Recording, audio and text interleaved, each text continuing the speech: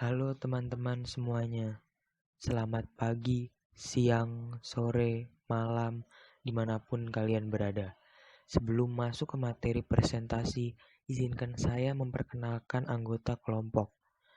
Saya sendiri Fahri Raza Anindito, dan ada Augustina Atmasandi Elena, lalu Sylvia Belva Dristi, dan Robertus Randy.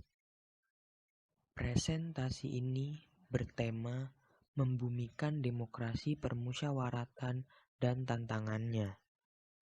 Pengertian demokrasi permusyawaratan secara etimologis deliberatif berasal dari kata deliberation yang berarti konsultasi atau menimbang-nimbang atau menurut kosakata politis musyawarah. Demokrasi menurut Habermas harus memiliki dimensi deliberatif. Proses deliberatif terjadi jika suatu kebijakan publik yang akan disahkan harus dimurnikan dahulu dalam konteks diskursus publik.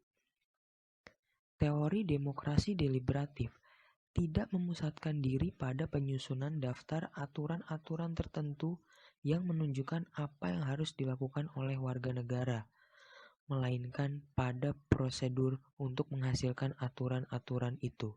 Saya akan melanjutkan tentang penjelasan 3 prinsip utama demokrasi, yakni prinsip kompetisi, partisipasi, dan kebebasan. 1. Kompetisi, yang artinya budaya demokrasi memberikan peluang yang sama untuk bersaing bagi setiap individu, kelompok, dan organisasi untuk menduduki posisi kekuasaan dalam pemerintah. Kompetisi berlangsung dalam jangka waktu yang teratur, yang tertib, dan damai. 2. Partisipasi, yang artinya budaya demokrasi memberikan kesempatan yang sama bagi semua orang untuk terlibat dalam pemilihan yang bebas, secara teratur, dan terlibat dalam pembuatan dan pelaksanaan kebijakan publik. 3. Kebebasan, yang artinya budaya demokrasi memberikan jaminan kebebasan berpendapat, kebebasan pers, kebebasan mendirikan dan menjadi anggota organisasi yang dijamin dapat menjadi saluran partisipasi dan berkompetisi. Demokrasi permusyawaratan dalam penerapannya melalui proses musyawarah dan tidak memusatkan diri pada penyusunan daftar aturan-aturan tertentu, melainkan pada proses untuk menghasilkan aturan-aturan itu. Demokrasi permusyawaratan yaitu menjelaskan arti kontrol demokratis melalui opini publik, seperti dalam menentukan kebijakan politik termasuk penetapan anggaran pilkada. Demokrasi permusyawaratan memiliki keterkaitan dengan sila keempat Pancasila yang mengatakan kerakyatan yang dipimpin oleh hikmat kebijaksanaan dalam permusyawaratan perwakilan. Kalimat ini mengandung 3 pokok, yaitu pertama, kerakyatan. Kerakyatan merupakan objek yang bersifat umum, diharapkan para petinggi negara atau kebijakan atau perundangan yang dibuat dapat berpihak kepada rakyat, serta memberikan kesempatan yang lebih baik bagi masyarakat untuk terlibat dalam proses pembuatan kebijakan, tanpa mendekatkan mereka dengan konflik politik. Kedua, dipimpin oleh hikmat kebijaksanaan. Rakyat pada dasarnya terserah dan mengikut pemimpin. Hikmat adalah sesuatu yang apabila digunakan atau diperhatikan akan menghalangi terjadinya keburukan, sehingga mendatangkan kebaikan dan kemudahan. Dan diharapkan pemimpin negara ini bijaksana. Ketiga, permusyawaratan perwakilan. Permusyawaratan adalah pembeda yang paling mendasar dibandingkan dengan demokrasi, karena permusyawaratan merupakan kuasa atau pengganti pembuat segala keputusan.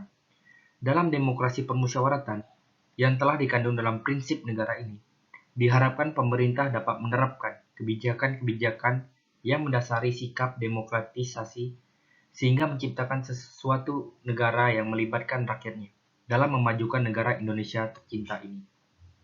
Tantangan demokrasi permusyawaratan. Banyak tantangan dan ancaman untuk melaksanakan sesuai dengan nilai-nilai yang disepakati bersama. Tidak terkecuali di Indonesia, demokrasi telah mengalami beberapa perkembangan sesuai tuntutan zamannya dalam upaya menyelaraskan dengan falsafah hidup bangsa yakni Pancasila. Untuk itu Indonesia menamakan sistem demokrasinya dengan demokrasi Pancasila. Pelaksanaan demokrasi di Indonesia yang merupakan salah satu negara yang sejak berdirinya menjunjung tinggi demokrasi terus berkembang dengan segala dinamikanya. Secara historis, demokrasi di Indonesia telah membuktikan dinamika pelaksanaan sejak awal kemerdekaan hingga bergantinya sistem demokrasi di Indonesia sejak awal kemerdekaan dikenal dengan demokrasi parlementer, demokrasi terpimpin, demokrasi Pancasila, sampai pada munculnya reformasi menunjukkan betapa dinamisnya pelaksanaan yang telah memberikan warna terhadap sistem demokrasi di negara Indonesia. Perubahan sistem demokrasi di Indonesia berkembang seiring dengan pergolakan politik yang terjadi setelah kemerdekaan. Sebagaimana dikemukakan Irawan, yang menyatakan bahwa perubahan-perubahan konsep demokrasi terjadi mulai dari demokrasi terpimpin, demokrasi parlementer, sampai ke demokrasi presidensil. Namun pada dasarnya, peranan pemerintah dalam menjalankan demokrasi masih sangat dominan, karena dalam Undang-Undang 1945 masih nampak kekuasaan pemerintah tetap lebih besar dibanding kekuasaan lainnya. Secara filosofis, pelaksanaan demokrasi di Indonesia berbasis demokrasi permusyawaratan, merupakan demokrasi konstitusional dipandang relatif mampu mengatasi potensi konflik dalam masyarakat yang berbineka atau multikultural. Dengan demikian, demokrasi konstitusional harus dianggap sebagai sebuah resolusi untuk masyarakat yang terpisah.